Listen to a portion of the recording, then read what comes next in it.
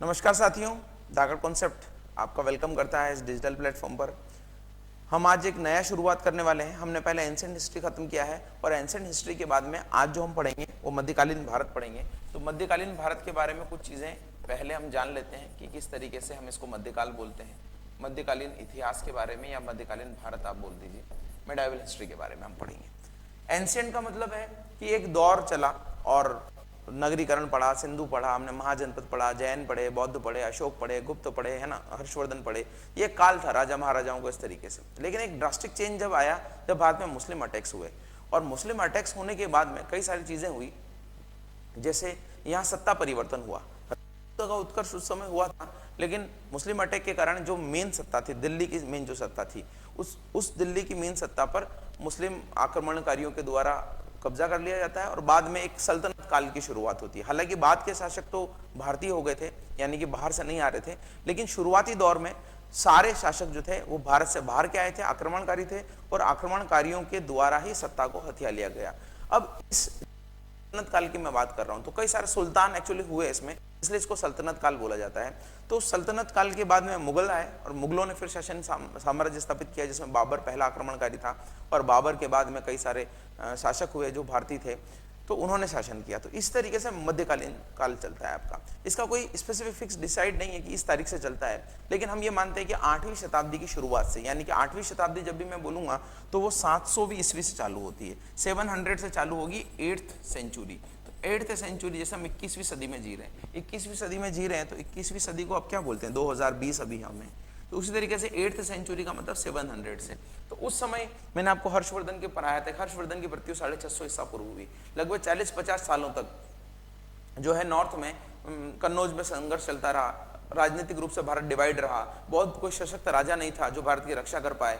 अलग अलग राजपूत राज्यों का भी उदय हुआ। चौहान वंश का एक स्पेसिफिक जिक्र आता है जिसने दिल्ली पर अधिकार भी किया था, और बाद में पृथ्वीराज चौहान के बारे में तो हम पढ़ते ही। इस तरीके से मुस्लिम अटैक्स बहुत आसानी से हो पाए, क्योंकि उस समय कोई एक स्ट्रॉन्ग राजा नहीं था, अशोक जैसा, चंद्रगुप्त मौर्य जैसा, चंद्रगुप्त द्वितीय जैसा, कि पूरे भारत को एक राजनीतिक एक सूत्रता में बांध पाए। लेकिन छोटे छोटे राजवंश थे, उनको हराना बहुत आसान था, इसलिए मध्यकाल में कई सारी चीजें हुई। तो 712 ईस्वी से हम पहली बार शुरुआत करते हैं जहां पर मुस्लिम अटैक्स हुए। लेकिन उससे भी पहले मैं सोचता हूं कि एक आपको टाइमलाइन मिलनी चाहिए कि मध्यकाल में क्या क्या चीजें घटित हुई और मध्यकाल की शुरुआत में हम किस तरीके से आगे बढ़ेंगे। तो मैंने कुछ पॉइंट्स लिख दिए हैं, उन पॉइंट्स को आप समझेंगे तो आपको पता लगेगा कि ओके, यहां से यहां तक जो है मध्यकाल में ये हुआ है, यहां से यहां तक ये हुआ है। उसको फिर हम डिटेल में बाद में पढ़ेंगे, ताकि आपका एक इंडेक्स बन जाए, आपके दिमाग में एक इंडेक्स बन जाए। देखिए, हिस्ट्री को समझना है तो सबसे पहले आपको टाइमलाइन समझना होती है। जिस व्यक्ति को टाइमलाइन समझ में आ जाती है, जैसे मुझे अगर कोई बोले अभी कि सर एंशिएंट हिस्ट्री में क्या क्या चीजें पढ़ाएंगे आप, तो मैं क्या बोलूंगा, एंशिएंट हिस्ट्री में स्टोन एज पढ़ाएंगे, कॉपर एज पढ़ाएंगे, इंडस वैली पढ़ाएंगे, सॉरी हड़प्पा पढ़ाएंगे, इंडस वैली पढ़ाएंगे, महाजनपद पढ़ाएंगे, जैन बौद्ध पढ़ाएंगे, मौर्य वंश के बारे में पढ़ाएंगे, मगध का उत्कर्ष और मगध में बहुत सारे राजवंश है उनके बारे में पढ़ाएंगे, कुछ विदेशी आक्रमण आएंगे, फिर गुप्त साम्राज्य आएगा, हर्षवर्धन आएगा, खत्म। बस इतनी बात हम पढ़ेंगे। इसी तरीके से मिडेवल में क्या पढ़ेंगे, जब हमें टाइमलाइन एक बार क्लियर हो जाती है तो फिर मौर्य साम्राज्य में कौन कौन राजा हुए, किसने क्या किया, किसने स्तंभ अभिलेख लिखवाए, किसने नहीं लिखवाए, किसने जो है यूनानियों से युद्ध किया, वो सारी चीजें हम डिटेल में पढ़ लेंगे। तो यहाँ पर इसके लिए भी आपका जरूरी है कि मैं आपको एक इंडेक्स दूं। तो ये मैंने तैयार किया है स्पेसिफिकली इसी चीज के लिए कि आपको क्या क्या चीजें। तो सबसे पहले मुस्लिम अटैक्स के बारे में पढ़ेंगे। 3 मुस्लिम अटैक जो है स्पेसिफिकली हुए। मोहम्मद बिन कासिम ने सबसे पहला अटैक किया था, इसको आज ही जानेंगे। मोहम्मद गजनवी ने अटैक किया, जो 17 बार भारत पर आक्रमण किया, आपको पता होगा। इस तरीके से ये मोहम्मद गौरी है जिसने पृथ्वीराज चौहान से युद्ध किया, और तराइन के पहले और दूसरे युद्ध में, पहले युद्ध में हार हुई, दूसरे युद्ध में इसकी जीत हुई, और इसी ने फिर बाद में दिल्ली पर अधिकार करके अपना एक शासन स्थापित किया। और इसी के गुलामों के द्वारा पहली बार सल्तनत काल के पहले शासक गुलाम वंश वाले थे, तो गुलामों के द्वारा चूंकि दिल्ली पर अधिकार बाद में कर लिया गया था, या इसके सेवक थे, इसकी मृत्यु के बाद में उन्होंने अपना साम्राज्य बनाया, तो उनको गुलाम वंश के शासक हम बोलते हैं। तो ये मोहम्मद गौरी है। इसके बाद में गुलाम वंश जो मैं बता रहा हूँ, इनके गुलामों के द्वारा स्थापित किया गया। तो अलग अलग वंश हुए दिल्ली पर शासन करने वाले, ये 5 वंश है। इन 5 वंशों में आपको ध्यान रखना होता है, छोटे छोटे क्वेश्चन आते हैं। सबसे कम समय तक शासन करने वाला कौन, खिलजी वंश। सबसे ज्यादा समय तक शासन करने वाला कौन, आपका तुगलक वंश। इस तरीके से, हालांकि सैयद वंश में तो इतना कुछ खास है ही नहीं, सैयद वंश तो 1-2 रूरल है जो बहुत ही कमजोर थे। लेकिन जैसे खिलजी बहुत इंपॉर्टेंट है आपका, खिलजी में आप से इंपॉर्टेंट अलाउद्दीन खिलजी है। फिर यहाँ पर तुगलक वंश में जो आपका शासक आएगा मोहम्मद बिन तुगलक, जिसने कई सारे सुधार करने की कोशिश की। फिरोज तुगलक जिसने भाई, उनके बारे में हम जानेंगे। और फिर लोधी वंश, लोधी वंश में भी कुछ ज्यादा नहीं है, लेकिन सिकंदर लोधी है, इब्राहिम लोधी जिसको हराकर बाबर ने मुगल वंश की स्थापना की, तो उसके बारे में हम जानेंगे। गुलाम वंश में भी कुछ इंपॉर्टेंट है, जैसे कुतुबुद्दीन ऐबक है जिसने गुलाम वंश की स्थापना की। बाद में हम बात करें इल्तुतमिश की, तो इल्तुतमिश ने कुतुब मीनार का निर्माण पूरा कराया, कई सारी चीजें की। बलबन का जिक्र आता है, वो बहुत इंपॉर्टेंट है, उसके बारे में हम जानेंगे। इस तरीके से ये पूरा क्या कहलाता है, सल्तनत काल कहलाता है, सल्तनत काल, क्योंकि इसके सारे जो राजा थे अपने आप को सुल्तान बोलते थे। लेकिन लोधी वंश के अंतिम शासक इब्राहिम लोधी को हराकर मुगल साम्राज्य की स्थापना की किसने, बाबर ने। तो यहाँ पर भी बहुत इंपॉर्टेंट शासक आएंगे, मैंने लिखा नहीं है क्योंकि वो आपको पता रहता है जनरली, तो मैं इसको बड़ा नहीं करना चाह रहा था। जैसे बाबर है ना, हुमायूं, अकबर, जहांगीर, शाहजहां, औरंगजेब, इस तरीके से लोग आएंगे। और फिर बाद में लेटर मुगल्स आएंगे। लेटर मुगल्स यानी कि कम से कम 8 से 10 राजा ऐसे होंगे जिनको मुगलों, उन मुगल सम्राटों को किसी ने कठपुतली बना के, कभी मराठाओं ने, कभी अंग्रेजों ने कठपुतली बनाकर शासन करवाया था। और 1857 में फाइनली क्या होगा, 1857 की क्रांति जब होगी तो बहादुर शाह उस क्रांति का नेतृत्व करेंगे, और बहादुर शाह के द्वारा उस क्रांति का नेतृत्व करने के कारण अंग्रेजों के द्वारा उनके बेटों को मार दिया जाएगा और बहादुर शाह को रंगून भेज दिया जाएगा। तो वहां पे मुगल साम्राज्य का अंतिम शासक खत्म हो जाता है। कुछ विदेशी आक्रमण के बारे में भी हम जानेंगे, बीच में जिक्र आ जाएगा। वैसे चंगेज खां के बारे में, चंगेज खां, इसको गेंगिस खां भी इंग्लिश में बोला जाता है, और मंगोलिया से आया था। तो ये भारत में एक्चुअली सिंधु नदी के किनारे तक आया था, हालांकि आक्रमण नहीं किया था। उस समय इल्तुतमिश भारत में शासन कर रहा था, गुलाम वंश का शासक, देखिए 1206 से, तो यही समकालीन था। लेकिन जब चंगेज का जिस व्यक्ति का पीछा करते हुए आ रहा था भारत में, उसको शरण देने से इल्तुतमिश ने मना कर दिया था। तो इल्तुतमिश के मना करने के कारण चंगेज का फिर जो है भारत में नहीं आया कि ठीक है, आपने हमारे शत्रु को शरण नहीं दी तो भारत पर आक्रमण नहीं करेंगे। फिर तैमूर लंग ने भी काफी लूटपाट की। ये लंगड़ा था एक्चुअली, इसलिए एक बार से लंगड़ा होने के कारण इसको तैमूर लंग दिया, तैमूर लेन भी बोला जाता है, अलग अलग वर्ड है इसके। तो ये भी भारत आया, इसने भारत को काफी लूट खसोट किया। नादिर शाह आया, नादिर शाह आपने सुना होगा कि शाहजहां के द्वारा बनाया गया जो मयूर सिंहासन था वो उठा के ले जाता है बाद में। और इस नादिर शाह का एक सेनापति अहमद शाह अब्दाली होता है। तो अहमद शाह अब्दाली और जो भारत में दूसरे शासक थे उनके बीच में काफी युद्ध होते हैं। ये कई बार लूटने के लिए आता है। और पानीपत की जो सबसे इंपॉर्टेंट लड़ाई है वो पानीपत की लड़ाई होती है 1761 में। हालांकि ये 1754 तक यहाँ लिखा है, आप इसको 64 कर लीजिएगा, एक्चुअली ये बाद तक आक्रमण करता रहा, तो 1761 ही कर लीजिएगा आप इसको। 1761 में पानीपत का 3rd बैटल ऑफ पानीपत होती है, जिसमें आपको पता होगा कि अहमद शाह अब्दाली की विजय होती है और मराठाओं की आधी से ज्यादा सेना जो है उस युद्ध में खत्म हो जाती है। तो पानीपत का युद्ध बहुत इंपॉर्टेंट है। पानीपत के युद्ध में देखिए 3rd युद्ध यहाँ होगा, ये 2nd युद्ध यहाँ होगा, कहाँ 1st युद्ध यहाँ होगा जब लोधी वंश के शासक को बाबर हराएगा। पानीपत का 1st लड़ाई, पानीपत की 3rd लड़ाई, और पानीपत की 2nd लड़ाई होगी जब मुगल साम्राज्य में अकबर के द्वारा हैमू के खिलाफ की जाएगी। तो इतनी सारी चीजें मैंने आपको बता दी। आपको लग रहा होगा कि ये क्या चल रहा है, इतनी सारी चीजें तो हमें याद ही नहीं है, लेकिन आपको याद करना नहीं है, आपको समझना है। आपको जो ये चीजें मैंने बताई है इसी सीक्वेंस में हम चलते जाएंगे, और इसी सीक्वेंस में चलते जाते जाते धीरे धीरे चीजों को समझ लेंगे। तो सबसे पहले शुरुआत करते हैं मुस्लिम आक्रमण की। तो देखिए ये मुस्लिम आक्रमण जो है ये तो अरबों के आक्रमण थे। मुस्लिमों में भी अलग अलग मुस्लिम है, और ये दोनों तुर्क थे। अब अरब और तुर्क में क्या फर्क है? अरब जो मुस्लिम है वो सबसे पहले मुस्लिम है। अरब मुस्लिम यानी मुस्लिम धर्म की शुरुआत जो है आपको पता होगा 7th सेंचुरी में ही हुई थी एक्चुअली में। पैगंबर मोहम्मद ने मुस्लिम धर्म की शुरुआत की, और वो जो है सऊदी अरेबिया यानी कि वर्तमान में अभी जो सऊदी अरेबिया है वहां से उन्होंने मुस्लिम धर्म का प्रसार किया। तो अरबों में सबसे पहले मुस्लिम धर्म शुरुआत हुआ, लेकिन बाद में मुस्लिम धर्म धीरे धीरे अलग अलग राज्यों में भी, अलग अलग देशों में भी फैलता गया। तो तुर्क जो थे वो सबसे नव मुस्लिम थे, सबसे बाद में दीक्षित हुए मुस्लिम थे। तो पहले अरबों ने भारत पर आक्रमण किया, फिर बाद में तुर्कों ने आक्रमण किया। तो तुर्क जो है ज्यादा जो है शक्तिशाली आक्रमण करते हैं और भारत की सत्ता को हथिया लेते हैं। तो सबसे पहला मुस्लिम आक्रमण के बारे में जानते हैं, मोहम्मद बिन कासिम। मोहम्मद बिन कासिम अरब जो है, अरब कैसे मैं आपको बताता हूँ। देखिए कैसे, थोड़ा लोकेशन अगर मैं ड्रॉ करने की कोशिश करूँ, ये भारत है, ये पाकिस्तान, और ये यहाँ पर ईरान, और ये जो है आपका गल्फ, पर्शियन गल्फ है, और ये जो है आपका रेड सी है। तो ये रेड सी है, लाल सागर, ये ईरान है, यहाँ पर अफगानिस्तान है, यहाँ पर पाकिस्तान है, और यहाँ पर क्या है, यहाँ पर सऊदी अरेबिया, यहाँ पर यूएई, ध्यान रखिएगा, दुबई आप जाते हैं तो दुबई यहाँ पर है, और ये है आपका सऊदी अरेबिया। तो सऊदी अरेबिया जो यहाँ से है, यहाँ पर मुस्लिम धर्म की स्टार्टिंग हुई। और जो मैं तुर्की की बात कर रहा हूँ, तो तुर्की यहाँ पर है। तो तुर्क जो है बाद में दीक्षित होने वाले मुस्लिम थे। तो अब हम बात करेंगे, तुर्कों ने अफगानिस्तान पर हमला किया, वो बात की बात है। तो यहाँ से क्या है, यहाँ पर उम्मायद साम्राज्य था, उम्मायद। उम्मयद साम्राज्य का जो साम्राज्य था, उस उम्मयद साम्राज्य का यहाँ अरब का गवर्नर था एक, और उस अरब के गवर्नर का नाम था अल हज्जाज। उस अल हज्जाज का एक सेनापति था जिसका नाम था मोहम्मद बिन कासिम। मोहम्मद बिन कासिम। अब इस मोहम्मद बिन कासिम के द्वारा यहां से भारत पर आक्रमण किया गया। यहां पर जो भारत के इस क्षेत्र को मान लीजिए आप, यहां पर एक देवल बंदरगाह था। कौन सा बंदरगाह था? देवल बंदरगाह था। इस देवल बंदरगाह पे बोला जाता था कि हिंदू वंश के जो राजा का शासन था, तो कई सारे समुद्री लुटेरे इस यहाँ पे व्यापार जो होता था उस व्यापार को लूटते थे और बाद में जाकर कहां पर शरण ले लेते थे? देवल बंदरगाह पे। और देवल बंदरगाह किसके अंदर था? हिंदू राजा के दिन था। तो देवल बंदरगाह जब उसके दिन था तो इन्होंने सोचा कि यहाँ पे इनको बोला जाए कि भाई आप शरण मत दीजिए देवल बंदरगाह पे जिसका अधिकार था उसको। तो वो राजा ने बोला कि नहीं, अतिथि तो शरण हम मतलब उसमें हमने शरण नहीं दी है, या इस तरीके से उन्होंने बात की होगी। तो देवल बंदरगाह पर ये आक्रमण करते हैं, उन राजाओं को, उस राजा को भी परास्त कर देते हैं, और राजा को परास्त करने के बाद में उन जो जितने भी लुटेरे थे, समुद्री लुटेरे थे, उनको खत्म कर देते हैं। उसी संदर्भ में पहला सफल मुस्लिम आक्रमण भारत पर 712 ईस्वी में होता है। अब इस आक्रमण की और विशेषताएं भी है। सबसे पहले तो यहाँ पर गोल्ड कॉइन जारी किए जाते हैं, तो दिनार नाम के गोल्ड कॉइन जारी किए जाते हैं। दूसरा, यहाँ पर जजिया लगाया जाता है सबसे पहली बार यहाँ के लोगों पर। तो जजिया लगाने वाला पहला जो था वो कौन था? मोहम्मद बिन कासिम था। हालांकि ब्राह्मणों पर जजिया नहीं लगाया गया था उस समय, ब्राह्मणों पर जजिया लगाने वाला फिरोज शाह तुगलक था जो बाद में लगाएगा। तो जजिया भी लगाया जाता है। दूसरा, यहाँ के शासक की 2 पुत्रियों को भी जो है ये लेके अल हज्जाज के पास चला जाता है। तो ये कई सारी चीजें उस समय की घटनाओं में घटित हुई थी। तो मैंने थोड़ा समझाने की कोशिश की, डिटेल में लिख के लेके आया हूँ आपके लिए। तो डिटेल में क्या है देखिए, हुमायूं साम्राज्य का मैंने बता दिया, इसके गवर्नर अल हज्जाज का सेनापति था कौन? मोहम्मद बिन कासिम। इसने 712 ईस्वी में हमला किया था।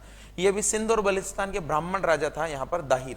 तो दाहिर जो राजा था, वो दाहिर राजा को इसने परास्त किया, और दाहिर राजा की 2 पुत्रियों को भी इसने किडनैप कर लिया। उसको लेके जो है अल हज्जाज के पास जाता है। हालांकि कहानी ये भी है कि अल हज्जाज को जब पता लगता है कि इनका धर्म तो पहले भ्रष्ट किया जा चुका है, तो फिर उस केस में वो मोहम्मद बिन कासिम का सिर कलम करने का आदेश देता है। मोहम्मद बिन कासिम की मृत्यु उसी समय हो जाती है।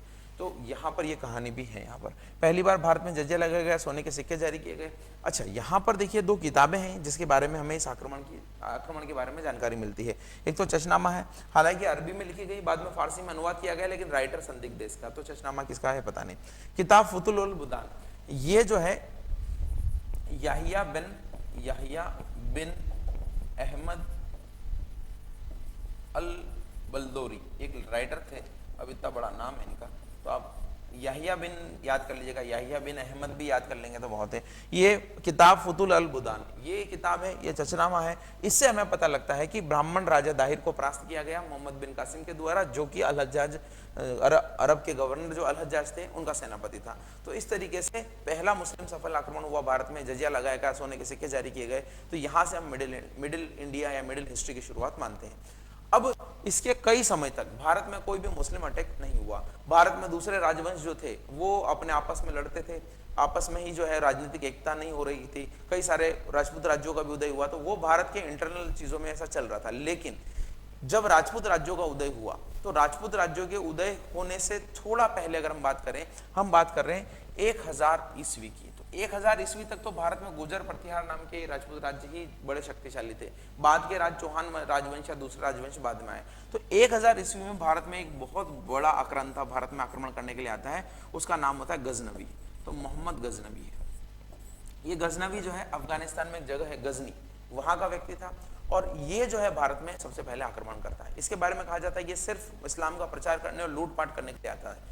17 बार इसने भारत पर सफल आक्रमण किए, और 17 बार में जो सबसे फेमस आक्रमण था वो था सोमनाथ मंदिर का आक्रमण। सोमनाथ मंदिर पर आक्रमण किया गया, 50,000 लोगों को मार दिया गया, सोने के सिक्के वगैरह वहां पर जितनी भी थी मूर्तियों को तोड़ दिया गया। ये बस अपने दरवाजे तक अपने साथ में लेके चला गया वहां से, सोमनाथ मंदिर से। तो ये कई सारे मुस्लिम आक्रांता उस समय भारत में आए। तो मोहम्मद गजनवी के बारे में जानते हैं। सबसे पहले मोहम्मद गजनवी के बारे में मैंने जैसा कि बताया कि ये जो है अफगानिस्तान के गजनी नामक शासन वहां से था। इसके दादाजी का नाम इसके दादाजी का नाम जो है देखिए इस तरीके से नाम है, अल्पतगीन था, अल्पतगीन। और फिर उसका बेटा हुआ सुबुक्तगीन। तो ये सुबुक्तगिन ने क्या किया था, सबसे पहले भारत पर आक्रमण किया था इस राजवंश में से।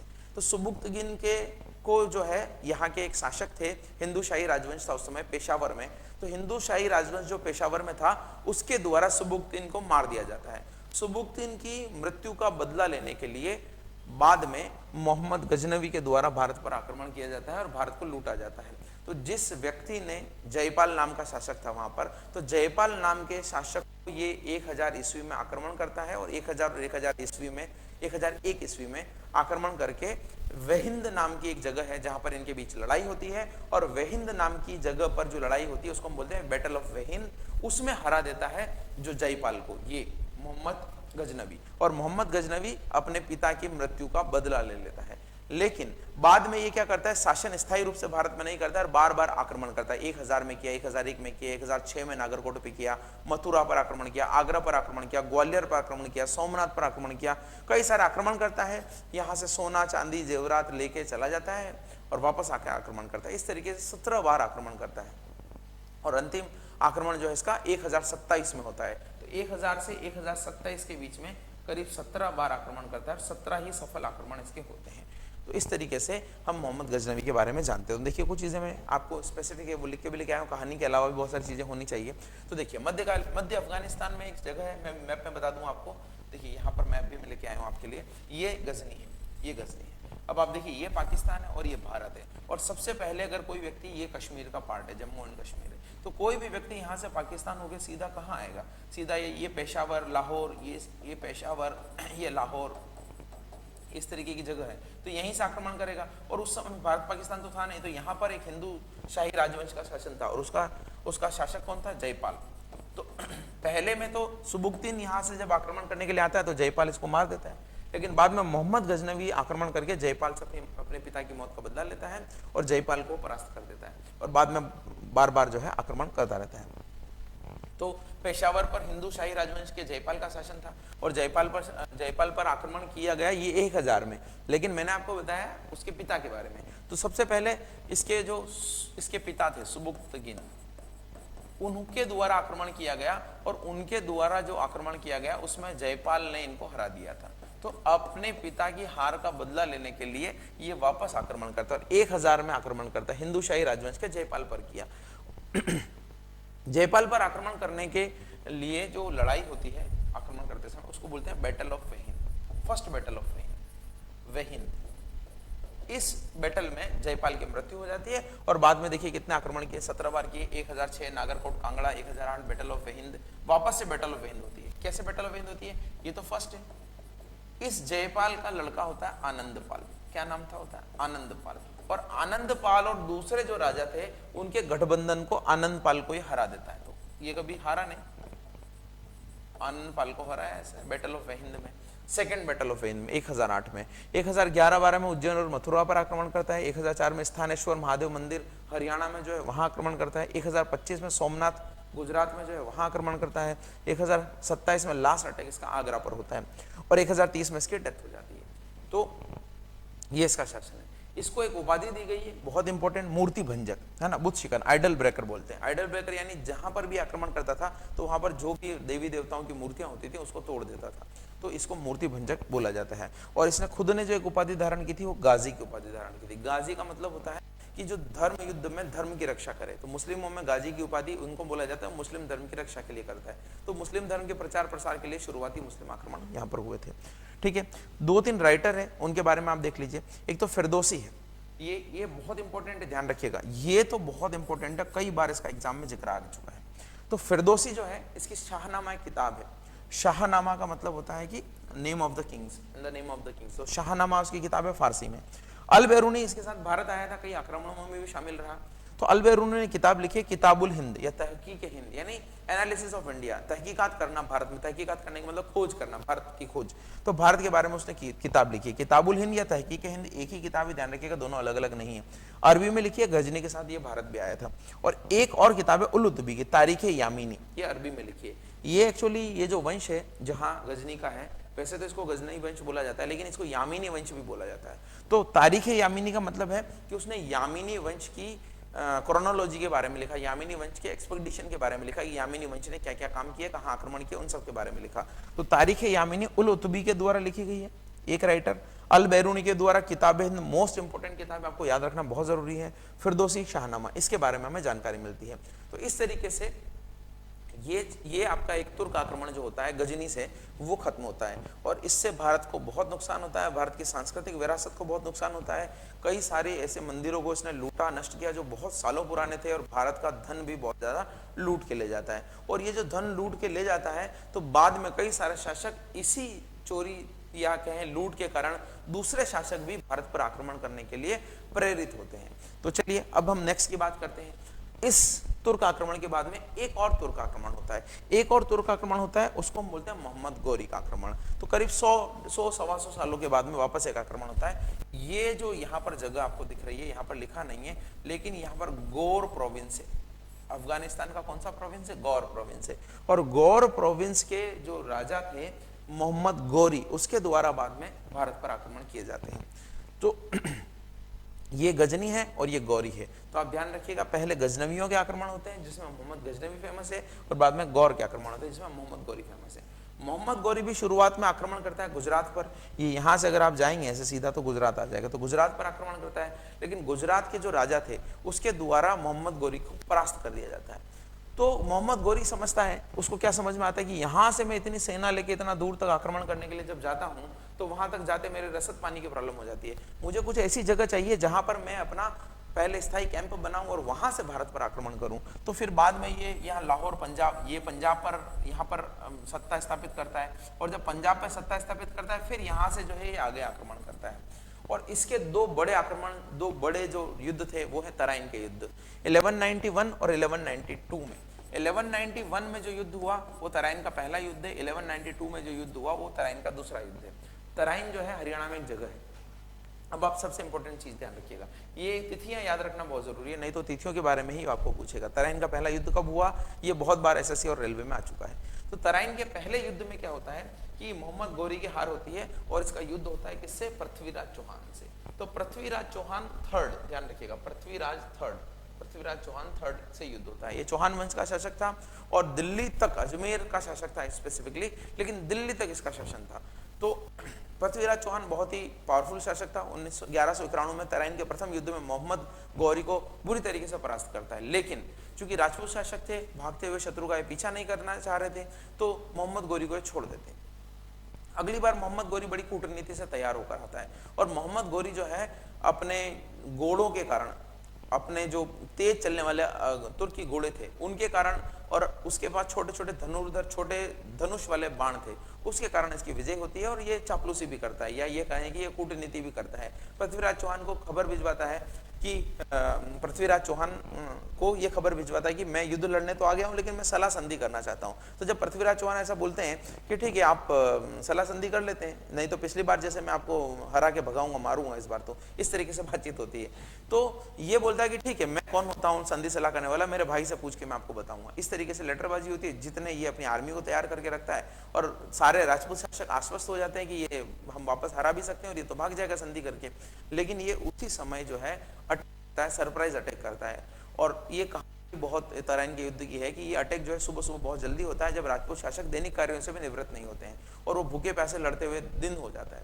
तो इस तरीके से, और इनके आक्रमण क्या होते हैं, इनके आक्रमण गुरिल्ला टाइप होते हैं। ये आते हैं, वॉर करते हैं, फिर घोड़ों से के माध्यम से भाग जाते हैं। इस तरीके से तराइन का दूसरा युद्ध होता है। तो अगर आप मिलिट्री साइंस पढ़ेंगे तो युद्ध का भी बड़ा वर्णन है। तो यहाँ पर तराइन के सेकंड युद्ध में पृथ्वीराज चौहान को बंदी बना लिया जाता है। कई शासक, कई इतिहासकार बोलते हैं उसको मार दिया जाता है, कई इतिहासकार बोलते हैं कि नहीं, उसको मारा नहीं जाता है, यहाँ से उसको गौर ले जाया जाता है, अफगानिस्तान ले जाया जाता है, और वहां पर उसको बाद में पृथ्वीराज चौहान खुद जो है, खुद को उसके कवि चंद्रवरदाई, पृथ्वीराज चौहान के एक इंपॉर्टेंट कवि थे चंद्रवरदाई, जिन्होंने पृथ्वीराज रासो की रचना की। पृथ्वीराज रासो एक ग्रंथ लिखा गया चंद्रवरदाई के, पृथ्वीराज चौहान के मित्र चंद्रवरदाई के द्वारा भी और उसके साथी के द्वारा भी। तो एक पृथ्वीराज रासो नाम का ग्रंथ लिखा गया। उस पृथ्वीराज रासो के ग्रंथ को पूरा करने का काम चंद्रवरदाई के पुत्र ने किया। तो उस ग्रंथ में लिखा गया है कि बाद में जब पृथ्वीराज चौहान और चंद्रवरदाई को ले जाया गया अफगानिस्तान, तो वहां पर चंद्रवरदाई ने एक तरकीब सूझी कि मैं इसको मारना चाह रहा हूं मोहम्मद गौरी को, तो किस तरीके से मार सकता हूं। तो उसने बोला कि पृथ्वीराज चौहान व्यक्ति है जो बिना देखे बाण चला सकता है, आंखों पर पट्टी बांधकर भी किसी भी दिशा में बाण चला सकता है और किसी को भी मार सकता है। तो उसने बोला कि ठीक है, ये कला हम देखना चाहेंगे। तो जब पृथ्वीराज चौहान और चंद्रवरदाई के आपस में बातचीत होती है तो पृथ्वीराज चौहान को चंद्रवरदाई बोलता है कि देखिए, मैं आपको संकेत दे दूंगा कि राजा मोहम्मद गौरी कहां पर बैठा हुआ है और आप जो है तीर चलाकर उसकी हत्या कर लेना। तो जब ये कंपटीशन हो रहा होता है तो पृथ्वीराज चौहान की आंखों पर पट्टी बांधी जाती है, क्योंकि उसकी आंखें नहीं थी, उसको अंधा कर दिया जाता है। वैसे भी आंखों पर पट्टी बांधने की जरूरत ही नहीं थी, वो अंधा कर दिया जाता है। तो चंद्रवरदाई एक उसको दोहा टाइप बोलता है कि 4 बाज 24 गज अष्ट अंगुल प्रमाण ता ऊपर है सुल्तान मत चूक जे चौहान। इस तरीके से वो बोलता है कि 4 बाज 24 गज इतनी दूर पर बैठा है, अष्ट अंगुल प्रमाण इतना ऊंचाई पर बैठा है और आप जो है चूकना नहीं, अभी इसको मार दीजिए। तो वो एक बाण चलाता है और वहां पर मोहम्मद गौरी की मृत्यु हो जाती है। और मोहम्मद गौरी की मृत्यु के बाद में पृथ्वीराज चौहान और चंद्रवरदाई एक दूसरे को अपनी कटार से मार देते हैं। तो ये कहानी भी प्रचलित है और एक कहानी ये भी प्रचलित है कि पृथ्वीराज चौहान को तो यहीं पर मार दिया गया था, उसके बेटे ने बाद में शासन किया और उसने मोहम्मद गौरी के नाम से सिक्के भी चलवाए थे। तो दोनों में कोई कंफर्मेशन नहीं है कि क्या चीजें हुई है। चंद्रवरदाई का जिक्र आपको बहुत ध्यान रखने की जरूरत है। चंद्रवरदाई जो है वो पृथ्वीराज चौहान के कवि थे और इन्होंने एक कविता, इन्होंने किताब लिखी है पृथ्वीराज रासो। रासो का मतलब होता है कि अपने शासक की बढ़ाई में, अब प्रशंसा में जो ग्रंथ लिखे जाते हैं उनको रासो बोला जाता है। तो चंद्रवरदाई के द्वारा लिखी गई, बाद में इसके पुत्र के द्वारा कंप्लीट की गई। तो इस तरीके से मैंने आपको पृथ्वीराज चौहान और मोहम्मद गौरी की कहानी सुना दी है। डिटेल्स आपके यहाँ पर हैं, देखिए क्या क्या डिटेल्स हैं। सबसे पहले मोहम्मद गौरी, इसको मोहम्मद बिन साम भी बोला जाता है। मोहम्मद बिन साम ये गौर से आया था। अफगानिस्तान में एक जगह है, मैंने बता दिया, 1175 में इसने मुल्तान को जीत लिया। मुल्तान जो है अभी पाकिस्तान में, आपको पता होगा। लेकिन 1178 में बैटल ऑफ आबू या बैटल ऑफ अनहिलवाड़ा की युद्ध हुई। तो बैटल ऑफ अनहिलवाड़ा का जो युद्ध हुआ उसमें इसकी हार होती है। तो यहाँ पर गौरी की हार होती है। एक लड़ाई लड़ी जाती है जहाँ पर चालुक्य वंश के शासक के द्वारा, चालुक्य या उसको लोकल में सोलंकी वंश बोला जाता है। तो सोलंकी वंश के शासक के द्वारा इसको हरा दिया जाता है और उसका नाम एक्चुअली होता है, उसका नाम होता है भीम सेकंड नाम था। एक्चुअली सोलंकी वंश जो है उसको लोकल में बोला जाता है, वैसे वो गुजरात का चालुक्य वंश था, गुजरात का चालुक्य वंश था। लेकिन उसको वहाँ की जो वर्निकुलर लैंग्वेज है, वहाँ का जो लोकल लैंग्वेज है, उसमें सोलंकी वंश बोला जाता है। तो इसमें आप कंफ्यूज नहीं होइएगा। भीम सेकंड ने परास्त किया किसको? मोहम्मद गौरी को, battle of Abu, battle of Anilwada की। लेकिन बाद में इसने पंजाब जीता और पंजाब में बेस बनाकर तराइन का प्रथम युद्ध किया, जो मैंने आपको बता दिया। तराइन की प्रथम युद्ध की लड़ाई हुई जिसमें मोहम्मद गौरी की हार होती है, गौरी की हार होती है। और तराइन का जो द्वितीय युद्ध है उसमें पृथ्वीराज चौहान की हार होती है, पृथ्वीराज की हार होती है। ठीक है, तराइन का दूसरा युद्ध। 1194 में एक बैटल लड़ता है चंदावर की लड़ाई। चंदावर की लड़ाई किसके साथ में होती है? जयचंद। जयचंद कौन था? जयचंद गहड़वाल वंश का शासक था। गहड़वाल वंश का शासक था जयचंद। तो जयचंद को हराया इसने। अब देखिए, जयचंद जो है एक्चुअली पृथ्वीराज चौहान का ससुर लगता था। कैसे? जयचंद की एक पुत्री थी संयोगिता। तो जयचंद की पुत्री संयोगिता और पृथ्वीराज चौहान के बीच प्रेम प्रसंग था। पृथ्वीराज चौहान जो है संयोगिता से शादी करना चाहता था। इनके प्रेम के बारे में बहुत सारी चीजें चलती हैं कि जयचंद जो है इस विवाह के खिलाफ था, क्योंकि वो पृथ्वीराज चौहान से नफरत करता था या पृथ्वीराज चौहान से घृणा करता था। लेकिन संयोगिता तो उसे बहुत प्यार करती थी, तो उसने संयोगिता का स्वयंवर रचने की कोशिश की और संयोगिता के स्वयंवर में कई सारे राजाओं को बुलाया, लेकिन पृथ्वीराज चौहान को नहीं बुलाया। तो पृथ्वीराज चौहान को नहीं बुलाया और पृथ्वीराज चौहान की मूर्ति जो है बाहर रख दी, जहां पर दरबान खड़े होते हैं, जहां पर जूते चप्पल आप खोलते हैं ना, घर के बाहर बिल्कुल एकदम ऐसे। तो संयोगिता भी समझदार थी, प्रेमी थी, अंधी थी, है ना, प्रेम में तो सब अंधे हो जाते हैं। तो संयोगिता ने वो जो वरमाला थी जिसको किसी राजा के गले में डालना था, वो पृथ्वीराज चौहान की मूर्ति पे डाल दी। जब मूर्ति पे डाल दी तो चंद्रवरदाई थे हमारे पृथ्वीराज चौहान के मित्र, उन्होंने बोला कि भाई साहब शादी तो आपसे हो गई है, आपको लेके आना पड़ेगा। तो चंद्रवरदाई के कहने पर पृथ्वीराज चौहान संयोगिता को उठा के ले आते हैं, अपनी पत्नी को ले आते हैं। मतलब कहाँ से? जयचंद के यहाँ से। तो जयचंद इससे बड़ा जो है नफरत भी थी, घृणा भी थी, और जयचंद ने इसलिए तराइन के युद्ध में साथ नहीं दिया। अगर जयचंद पृथ्वीराज चौहान का साथ देता तो मोहम्मद गौरी इस तरीके से कभी भी नहीं कर पाता। और आप सोचिए, एक इंसिडेंट जो है कितना इतिहास बदल सकता है। एक इंसिडेंट जिसने तराइन के युद्ध ने पूरा इतिहास ही मोड़ दिया। मुस्लिम भारत में आ गए, मुस्लिमों ने अपनी सत्ता स्थापित कर ली और बाद में सल्तनत काल पूरे 400-500 सालों की गुलामी भारत को झेलनी पड़ी। तो जयचंद जो था उसको भी बाद में मोहम्मद गौरी ने छोड़ा नहीं। जयचंद को भी चंदावर के युद्ध में बाद में 1194 में वो हरा देता है। तो इस तरीके से इसका जिक्र आता है। फिर देखिए यहाँ पर एक बहुत इंपॉर्टेंट चीज जो मैं लिख रहा हूँ यहाँ पर, अजमेर में जो दरगाह शरीफ आप बोलते हैं, तो अजमेर शरीफ में जो दरगाह है वो दरगाह ख्वाजा मोइनुद्दीन चिश्ती की, और ख्वाजा मोइनुद्दीन चिश्ती जो है इसी मोहम्मद गोरी के टाइम पर उसके साथ में भारत आए थे और अजमेर में उन्होंने अपनी कुटिया बनाई और वहीं पर उन्होंने निवास किया। तो एक चिश्ती संप्रदाय, भारत में सूफीज्म की शुरुआत हुई। ये सूफी संत होते थे। सूफी एक संप्रदाय है। सूफी संप्रदाय क्या है, जैसे भारत में आप हिंदुओं में बोलेंगे कि कई लोग सिर्फ भक्ति में ध्यान रखते हैं और भक्ति से के द्वारा ही बोलते हैं कि ईश्वर सारे पापों को खत्म करेगा और हमारा भला करेगा। वैसे ही मुस्लिम संप्रदाय में भगवान का भजन गाना, पूजा करना, उसके बारे में संगीत के माध्यम से आराधना करना, वो सूफीज्म करता है। तो सूफीज्म के कई सारे संत हुए, उसमें से मोइनुद्दीन चिश्ती बड़े फेमस है। अजमेर में इनकी दरगाह थी। तो ख्वाजा मोइनुद्दीन चिश्ती जो है came India with Ghori and started Sufism in India. तो सूफीज्म की शुरुआत एक्चुअली यहाँ पर हुई है। ये एक संप्रदाय टाइप मान लीजिए आप। इनकी कॉटेज जो इनकी दरगाह थी वो कहाँ पर है, अजमेर शरीफ है। और 1206 में मोहम्मद गौरी की डेथ हो जाती है। अब आप देखिए 1206 में मोहम्मद गौरी की डेथ हो जाती है। उसने क्या किया, भारत पर आक्रमण किया और भारत का बहुत बड़ा पोर्शन जो है उसने हथिया लिया। ये भारत, ये पाकिस्तान, ये अफगानिस्तान मान लीजिए, है ना, ये ईरान, ये मैं वापस आपको बार बार इसलिए मैप से बताता हूँ, इससे याद रखना आसान रहता है। तो ये ईरान है और ये अफगानिस्तान की बॉर्डर तो इससे मिलती नहीं है, और ये इंडिया है, ठीक है, इस तरीके से। तो अब देखिए ये अफगानिस्तान में था चूंकि, तो यहाँ गौर नाम का प्रांत मैंने आपको बताया। इस गौर नाम के प्रांत से इसने आक्रमण करते करते इतना सारा जो है इसने हथिया लिया एरिया। अब इसकी मृत्यु हो गई साहब। इसकी मृत्यु होने के बाद में, मृत्यु होने के समय इसके 4 सेनापति थे। वो 4 सेनापति कौन कौन से थे देखिए। एक तो था बख्तियार, एक था कुतुबुद्दीन,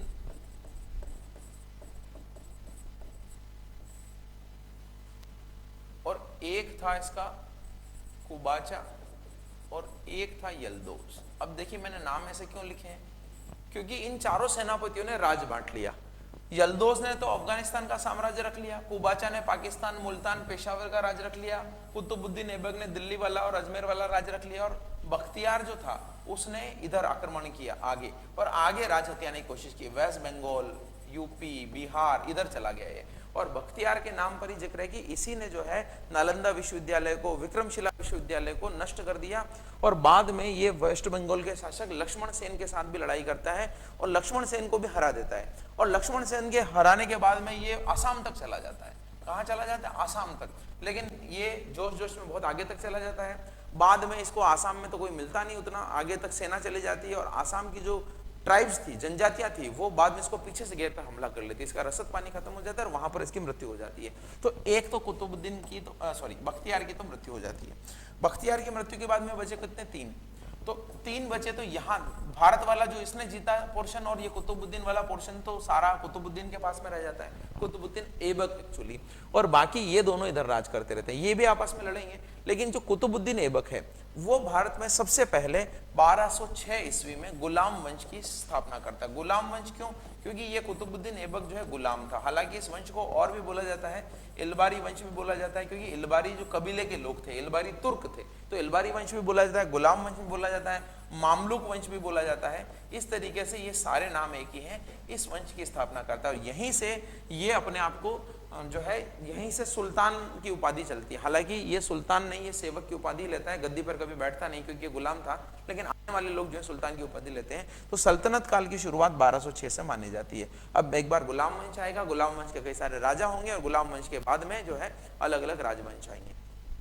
तो अब देखिए दिल्ली की सत्ता पर जब इनका अधिकार हो जाता है तो ये सत्ता स्थापित करने के लिए अभी तो फिलहाल तो आसपासी चीजें को करेंगे, लेकिन बाद में कुबाचा भी हार जाएगा, यल्दोस हार जाएगा, तो फिर पूरा जो है साम्राज्य इनका हो जाएगा, पूरा साम्राज्य इनका होगा। और बाद में नई नई चीजें आती रहेगी, कभी जो इंटरनल विद्रोह भी होंगे, आंतरिक विद्रोह भी होंगे, तो चीजें चलती रहेगी इस तरीके से। तो मैंने आपको बताया सबसे पहले क्या, उसके बारे में जान लेते हैं। ये सल्तनत काल की शुरुआत 1206 से 1526 तक एक्चुअली सल्तनत काल रहता है। सल्तनत काल 1206 से 1526 तक रहता है।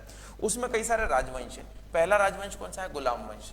गुलाम वंश, मामलुक वंश, इलबारी वंश, इलबारी वंश, ये 1206 से 1290 तक रहता है। तो 1206 से 1290 के बीच में सल्तनत काल का पहला राजवंश शासन करता है और उसमें शासन को स्थापित करने वाला कौन, कुतुबुद्दीन ऐबक। कुतुबुद्दीन ऐबक कौन था, उसका गुलाम था। किसका गुलाम था, मोहम्मद गौरी का। मोहम्मद गौरी की मृत्यु के बाद कितने सेनापति थे, 4 सेनापति थे। चारों सेनापतियों ने क्या किया, राज अपने अपने बांट लिया।